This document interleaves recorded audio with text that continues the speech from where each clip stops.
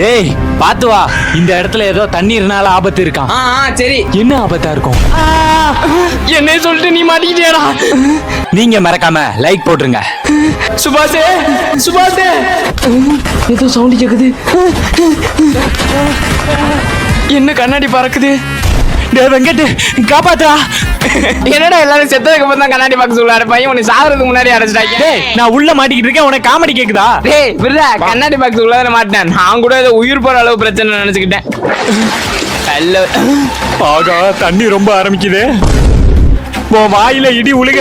என்ன வாய்டா அது? டேய் வெளியில எதுவும் கேள்விகள் கேட்கப்படுதான்னு பாரா. கேள்வியா? அப்படி எதுவும் இங்க கேட்கலையாடா? கேட்கலையா? என்னது சீட்டு? வெளியே இருப்பவர் கேள்வி கேட்க வேண்டும். அப்படின்னா கேள்வி கேட்க வேண்டியது நீதான்டா. நானா? நான் என்னத்தடா கேக்குறது? டேய் ஏதாவது கேள்றா, டயம் இல்ல. ஏதாவதா? நமக்கு 2ஆவது படிக்கும் போது வந்தாங்களே ட்ரைனிங் டீச்சர், அவங்க பேர் என்ன? அட பாவி, ஈஸியா கேட்க சொன்னா எப்ப நடந்ததே எப்படா கேக்குற? மறந்துட்டான் போலே.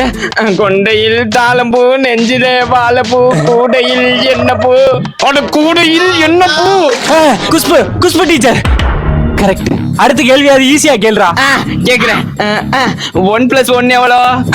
இப்படி தான்டா கேட்கணும். 2 2. இதே மாதிரி ஈஸியாவே கேள்றா. இப்ப பாரு, 2+2 கேள்றா. உன்கிட்ட தெளிவுபடுத்த வேண்டிய கேள்வி என்கிட்ட ஒண்ணு இருக்கு. ஐயோ என்ன வரனாலும் கேட்டு தொலைடா. 7ஆவது படிக்கும்போது கிளாஸ்ல பாம்பை போட்டு என் மேல பழிய போட்டீங்களே, அன்னைக்கு உண்மையா கிளாஸ்ல பாம்பு போட்டது யாரு? அது நீதான். ஓ, எனக்கு என்ன, உண்மையா சொன்னாதான் வெளியே வர முடியுமாப்பா? பூச்சி திணற நேரத்துல பழி வாங்குறானே, நான்தான் நான்தான். கொலப்பலிய கூட ஏத்துக்குவேன், ஆனா இந்த குசுப்பலிய ஏத்துக்க மாட்டல.